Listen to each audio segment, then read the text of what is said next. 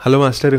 ఏమండే మేడం గారు, గింజలున్న చిక్కుడుగాయలు దొరికితే గనక ఇవాళ నేను చూపించే చిక్కుడుగాయ టమాటో కూరని అస్సలు మిస్ అవ్వకండి. గోరువెచ్చటి అన్నంలో చిక్కుడుగాయ టమాటో గుజ్జు కూరని కలుపుకొని కూసింత నెయ్యి తగిలించి ఒక్కో ముద్ద తింటుంటే ఉంటుంది గురువు గారు.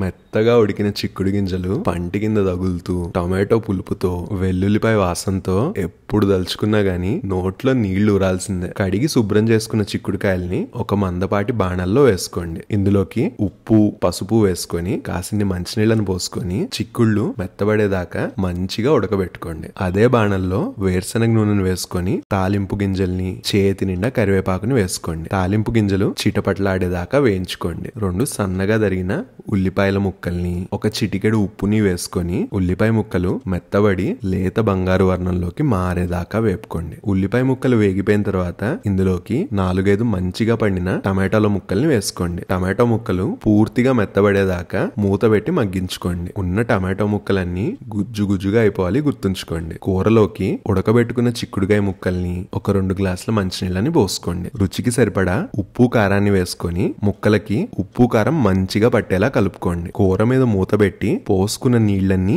ఇంకిపోయేదాకా కూరను ఉడికించండి. పోసుకున్న మంచినీళ్లు ఆల్మోస్ట్ ఇంకిపోయాయి అన్న సమయంలో దంచుకున్న వెల్లుల్లి జీలకర్ర ముద్దని అస్సలు మర్చిపోకుండా వేయండి. ఈ కూరకి వెల్లుల్లి జీలకర్ర ముద్ద ఒక సీక్రెట్ ఇంగ్రీడియంట్ అండి. వేయంగానే కూర ఫ్లేవర్ భలేగా ఎన్హాన్స్ అవుతుంది, గమనించండి. అంతే అండి, పోసుకున్న నీళ్లన్నీ ఇంకిపోయాక ఉప్పు సరి చూసుకొని కూరను వడ్డించేసుకోవటమే.